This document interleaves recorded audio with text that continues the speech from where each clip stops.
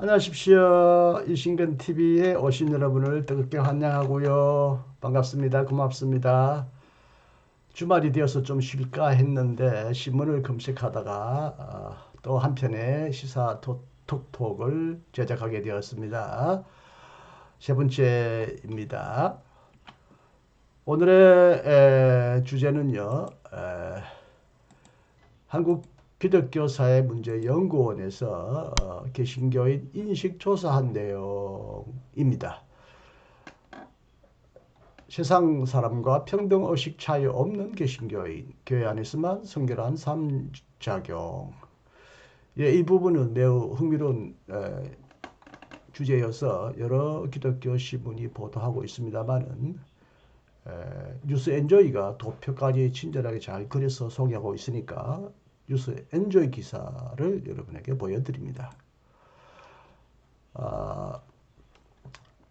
2023년 1월 21일 1일 성인 이렇게 되어 있네요.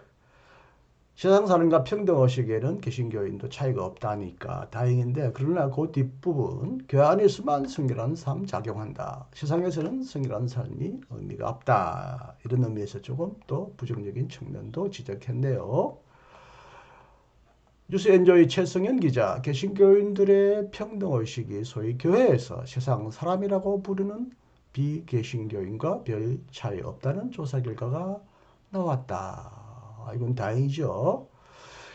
이번 평등의식 조사 결과 사회를 바라보는 개신교인의 인식이 비개신교인과 크게 다르지 않은 것으로 나타났다. 그런 얘기 쭉 하고요. 반면 이제 임신 중지와 동성 결혼에 관한 질문에서는 반응이 엇갈렸다. 낙태 문제에 대해서 어떻게 생각하느냐는 질문에 개신교인이 59.4%가 여성의 결정권이 중요하다고 응답했다. 같은 질문에 비개신교인 응답률은 76.8%로 17.4% 차이를 보였다. 자, 이렇게 친절한 도표를 통해서 현안에 대한 개신교인의 입장을 볼 수 있는데요. 외교 정책, 전술핵 배치, 경제 정책, 복지 정책, 햇볕 정책에 대해서는 별 차이가 없습니다. 단지 차이가 없어도 전술핵 배치를 개신교이든 비개신교이든 상당한 다수가 필요하다고 보는 것은 참 조금 생각할, 고민할 주제가 아닐 수가 없습니다. 당연히 이제 개신교회는 비개신교와에 달리 낙태와 동성결혼에 관해서는 보수적일 수밖에 없는데, 첫 시사톡톡에 이어 오늘도 이 동성결혼에 대해서만 좀 우리가 관심을 가지기를 바랍니다. 동성결혼은 물론 동성애 혹은 성소수자에 대한 인식까지 다 포함하고 있는 개신교인의 인식인데요. 개신교인이 80.1%가 반대한다고 합니다. 여기 이제 빨간 선으로 꺼져 있는데요. 오른쪽에 이제 보이지만 글자가 좀 희미한데, 비개신교회는 60%가 반대하지만 우리 개신교회는 80% 이상의 사람이 반대하고요. 그럼에도 불구하고 개신교인 중에서 찬성하는 사람이 19.9%, 약 20%가 있다는 건 재미가 있습니다. 비개신교인 가운데는 40% 정도가 되나요? 한 반이 또 찬성하는 걸로 나와서 이 동성결혼에 관한 한 개신교인들은 현재 보수적인 태도를 보여주고 있다는 것을 여기서 볼 수가 있습니다. 그리고 이제 재미나는 건 옆자리에, 지하철에서 옆자리에 사람이 앉으면 꺼리는 경우가 있을 텐데 어떤 경우 꺼리지느냐라고 조사를 했는데, 노숙인은 개신교인과 비개신교인 다 막론하고 79%, 80% 가까이의 사람들이 꺼려진다는 거예요. 좀 불결하다고 느껴서 그런가요? 근데 재미나는 건 성소수자를 이제 인식하기는 어려워도 어쨌든 성소수자 혹은 동성결혼자라고 분명히 보일 때 그런 사람 옆에 앉으면 꺼려진다는 게 큰 개신교인과 비개신교인 간에 큰 차이가 없는 듯이 보이긴 해도 약 8% 정도 정확하게 8%의 차이는 보입니다. 그리고 흥미롭다기보다도 주목해야 될 사항은 장애인, 지적장애인이나 외국인 노동자나 이성 노인이 앉을 때도 끓여진다는 게 프로테지가 나옵니다. 37%부터 노인은 14.8%인데 이 부분은 조금 제가 의아합니다. 장애인이 왜 끌어지는 대상인가요? 특히 외국인 노동자, 이성은 조금 우리가 거북하게 느낄 수는 있겠습니다만은 노인분들을 끌이게 하는 이 생각들. 아직도 우리 의식에는 이렇게 좀 약자들, 우리와 다른 국적이나 성을 가진 자들을 거북하게 여기거나 꺼려 한다는 이 생각이 있다는 건 좀 암울하고요. 슬프게 만듭니다. 왜 이러나요? 왜 우리가 장애인과 외국인과 이성과 노예를 이렇게 그리게 되고 차별해야 하나요? 이 부분은 참 좋지 않은 표현입니다. 좋지 않은 보도입니다. 어, 다시 말씀드리지만 성소수자 항목에서는 개신교인과 비개신교인의 차이가 있다는 거죠. 다른 항목에는 거의 차이가 없어. 1% 정도밖에 없는데 성소수자에 대한 반응에서는 꽤 다소 차이가 있다는 거죠. 다소 차이가 있다. 생각보다 많은 차이는 아닌 것 같으나 그래도 39.9%가 개신교인이 꺼려한다. 라는 거죠. 그러면서도 사람은 존재 자체로 존엄하기 때문에 모두 평등하다는 명제에 대해서는 개신교이든 비개신교이든 70% 이상이 다 그렇다고 응답했다고 합니다. 두 그룹은 한국 사회의 차별과 혐오 문제가 심각하다고 여기지만 정작 원인은 다르게 보았다. 신앙 유무와 상관없이 우리 사회에서 특정 집단에 대한 차별과 혐오 문제가 심각하다는 견해는 개신교인 77.7%, 비개신교인 80%로 나타났다.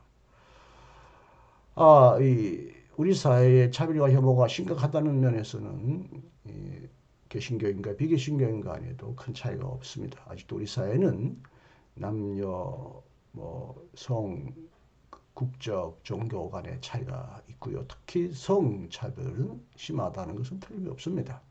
특히 이제 개신교회가 혐오를 부추긴다고 생각할 때 개신교회는 30.5%밖에 혐오를 부추기지 않는다고 생각한다는데 비개신교회는 62.2%가 그렇게 한다는 거예요. 특히 보수적 교회 안에서 아직도 여성 안수를 거부한다든지 여성들이 교회에서 제 역할을 하기 어려운 형편도 말하고요. 특히 우리 잘 아시지만 합동 측에서는 안수를 주지 않습니다. 여성 소수자에 대한 차별은 물론이거니와 여자들은 신대원에 입학은 허락해도 목사 안수는 안 준다는 거죠.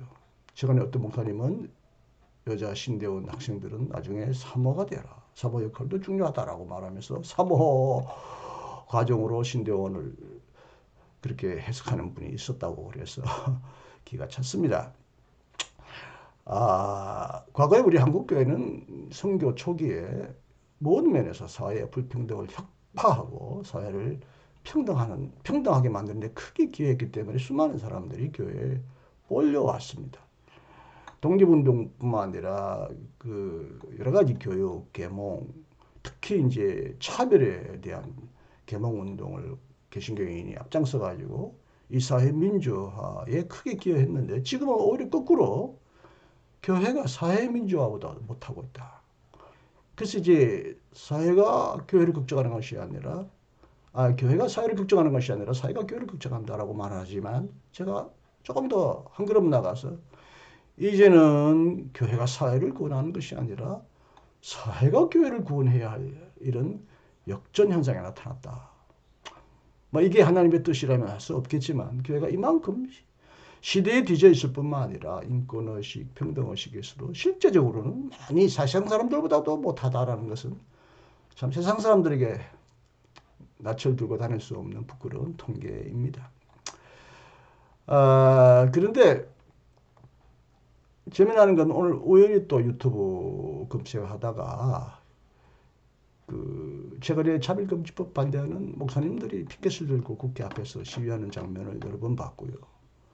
보수적인 교단도 그렇고 우리 교단에서도 어떤 분이 그렇게 했죠. 근데 최근에 이제 또 통합적 한모 목사님이 피켓 들고 시위하는 모습이 동영상에 나타났습니다. 유튜브에 누구냐? 인천 최대 주한교회 주승용 목사 보면 여기 크리스찬 투데이의 유튜브인데요. 2023년 1월 26일 국회 앞에서 차별금지법 반대 1인 시위를 했다는 거예요. 주승중 목사는 주한교회 담임 목사고 유명한 주기철 시사 참배를 거부하고 저항하다가 순교하신 분인데 물론 이분은 뭐 일제 포갑 정치, 지배 정치에 반대하기보다는 신사 참배를 우상숭배로와 성서적으로 이에 저항하다가 순교했지만 결국 결과적으로는 일제에 저항한 중요한 상징이 되었죠. 뭐 자손 손자가 꼭 할아버지 부모님을 닮으라는 법은 없죠. 그러나 전반적으로 뭐 그 가정의 기풍이 보수적일 수 있다라는 생각은 하지만 이분까지 이렇게 주한교회 담임 목사님이 이분은 이제 장신대 설교학 교수로 수고하다가 그래서 꽤 공부를 학문적으로 한 분으로 알려졌는데 이분도 이렇게 참 나서야 되느냐 하는 데 대해서는 제가 참 오늘 참 자괴감을 느꼈습니다. 뭐라고 말씀하시는지 한번 들어볼까요? 분명히 우리가 동성애자들에 대해서 뭐 죄다, 죄악이다 그러면서 뭐 차별하든지 아니면 그들을 완전히 배제시킨 그런 거를 하면 안 되겠죠. 어떻게 하든지 교회가 올바른 성에 대한 내용을 그들에게 계속해서 가르치고 그들이 다시 온전하게 건전한 모습을 회복할 수 있도록 교회는 도와야 될 겁니다. 상담이 필요하면 상담을 해줘야 될 것이고 여러 가지로 뭐 의료적인 서비스가 필요하다 그러면 그런 것들을 해줘야 된다고 생각합니다. 그래서 아니 이분은 뭐 다른 분과는 달리 좀 부드럽게 뭐 죄다 그리고 우리가 차별하는 건 아니다. 죄가 아니란 말인가요? 죄란 말인가요? 죄지만 차별을 하려고 하는 건 아니란 뜻인가요? 하여튼 그것은 올바르지 않으니까 온전한 사람이 되도록 돕자 이런 얘기를 하는데요. 그 사람들과 그러면 한번 대화해 봤나요? 그들을 도와야 한다는 게 과연 옳은 것인가요? 동성애자들을 돕다가 실제적으로 동성애자들이 수많은 사람들이 자살하게끔 만든 경우를 많이 봅니다. 소수의 성타락자가 있겠지만 대부분은 선천적이든 후천적이든 이것은 질병도 아니고 의학적으로 개선하기 어려운 현상입니다. 그냥 그들을 품고 이해하고 공존해야 합니다. 어떻게 이렇게 학자가 되시고 공부를 많이 하신 분이 동성애에 대해서 공부도 하시고 연구도 해보시고 대화도 안 해보시고 이렇게 일방적으로 그들을 돕자, 가르치자. 왜 당신들은 가르침을 받지 않나요? 왜 당신들은 그들과 진지하게 대화하지 않나요? 그 다음 영상은 뭐 국회의원들 중에 120분이 기독교인이다. 그들과 목사님들이 대화하죠. 그게 대화인가요? 지금 여기가 지금 대화하는 모습인가요? 이 공개적으로 시위하는 건 결국 압박이고 강요잖아요. 소수 때문에 다수가 역차별 되어서는 안 된다라고 말하는데 차별에 대해서도 다수가 아니라 소수가 반대해도 그건 우리 역차별이다. 참 난 이런 논리는 처음 봤습니다. 그러면 우리가 모든 것을 차별할 권리를 갖고 모든 상황에 대해서 차별을 한다고 주장하면 그걸 반대하는 사람들에게 왜 당신은 우리를 역차별하느냐고 말해야 하겠습니까?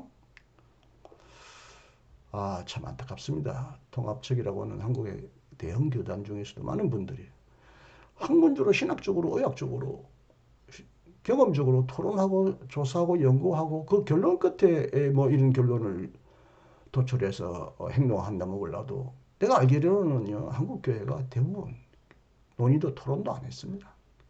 그냥 무작정 그렇게 처음부터 그냥 혐오다, 배제다 그렇게 해놓고 그냥 밀어붙이는 겁니다. 학자마자, 신학자마자 이러면 되겠습니까? 저도 처음에는 동성애에 대한 이해가 없었습니다.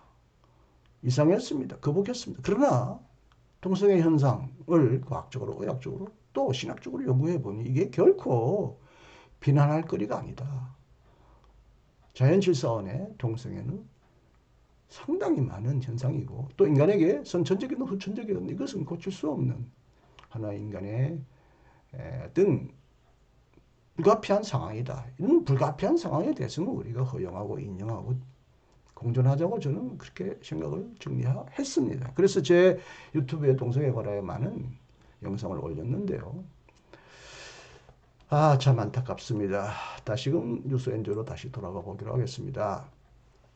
한국교회가 차별과 혐오를 부추기고 있다고 생각하느냐는 질문에 개신교회는 그렇지 않다.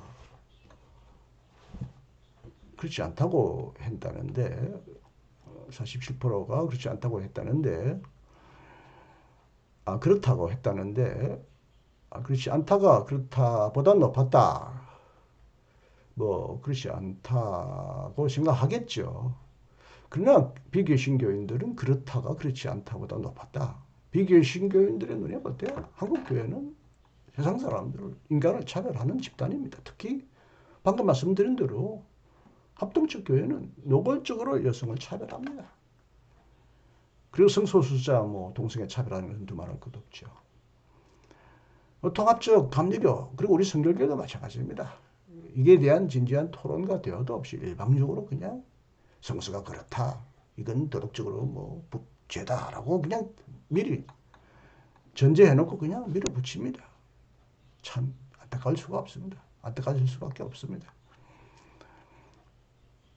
이렇게 기신교인들이 무지하게 무식하게 동성애에 대한 깊은 동정과 공감과 이해와 토론도 없이 이렇게 선입견 가지고 전통적인 어떤 관념을 가지고 이렇게 행동하는 건 얼마나 어리석고 무지한 것인지 제가 제 영상을 통하여 여러 번 지적했는데 오늘도 이걸 보고 참 슬펐습니다. 정말 이제는 개신교회는 한국교회에서 한국사에서 가장 낡아빠진 후진적인 집단이 되어가고 있고요. 세상에 동화하거나 세상과 짝을 이루자가 아니라 세상보다 더 앞서서 인간의 평등, 인권, 하나님 나라의 가치를 전달해야 되는데 세상보다도 못한 가치관을 가지고 세상을 향하여 전도하니 복음을 전하니 구원을 받아라고 그러니 제발 너희들이나 먼저 구원받으세요. 당신들이 과연 구원받는 사람입니까? 성소수자와 약자를 함부로 정죄하는 당신들은 구원받은 사람입니까? 성서에 보면 무슨 기질이 있습니까? 뭐 동성에 대한 비난이 있다고 하고요. 뭐 그 인정하더라도 다른 본문 보십시오. 이보다 더 음하게 책벌하고 경고하는 죄가 얼마나 많은데 그 죄를 지금 교회가 다 고스란히 범하고 있지 않습니까? 더욱이 바울도 그래요. 나보다 남을 더 낮게 여기라고. 예수님은 남을 함부로 비판하지 말라고. 서로 사랑으로 허물을 덮으라고. 왜 이런 기절에 대해서는 눈을 감고 몇 가지 기절만 또 끄집어내가지고 그렇게 일방적으로 주장하는 겁니까? 특히 성결한 삶을 얘기한다 하니까 우리 성결교회가 생각납니다. 성결은 전통적으로 분리를 의미해서 바리새인과 같은 삶을 살도록 어떻게 보면 부추기는데 예수님이 제일 싫어하는 인간들이 바리새인이었어요. 너희들은 정말 성결하냐? 속으로는 얼마나 성결하냐? 그리고 너희들이 손가락질하는 저 죄인들이 먼저 하는 나라에 들어간다. 하는 나라는 이들을 위하여 열려 있다. 자칭 어렵고 자칭 거룩하다고 하는 너희들이야말로 바로 가증스럽고 위선적이고 더러운 자다라고 예수님이 말씀하시지 않았습니까? 성실한 삶을 살아야 된다고 얘기해도 삶 속에서는 실제적으로 많은 차별을 만들고 있는 것이 또한 우리 성결교회가 아닌가. 다행히 우리 성결교회는 여성 목회자 안수는 오래전에 허용했습니다만 허용하면 뭐합니까? 현실적으로 여성 목회자가 교회에서 설 자리가 있습니까? 차별하지 않습니까? 여성 목사님, 여성 전도사님 목사님 되면 더 대우를 해야 되기 때문에 나가라 그런답니다. 여성 목사님 교회가 초빙합니까? 여성 목회자의 그 리더십을 성결교회도 남성과 똑같이 인정합니까? 법적으로는 여성 안수를 허용하고 여성 차별을 철폐했다 해도 현실적으로는요 아직도 여성 목회자들의 자리는 매우 열악합니다. 우리 성도교회도 각성해야 합니다. 자, 이 개신교의 인식조사 연구가 우리를 다시금 새롭게 각성하게 하고 변화하게 하는데 도움이 되는 기회가 되기를 바랍니다.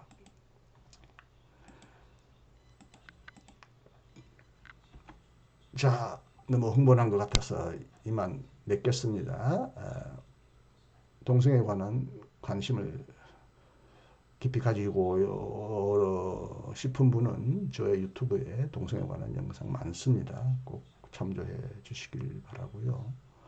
또 이게 신학자의 얘기만이 아니라 의학자들, 과학자들의 글도 여기에 포함되어 있으니까 꼭 참조해 주시길 바랍니다. 자, 이신근의 시사톡톡 세 번째 오늘 여기서 마치고요.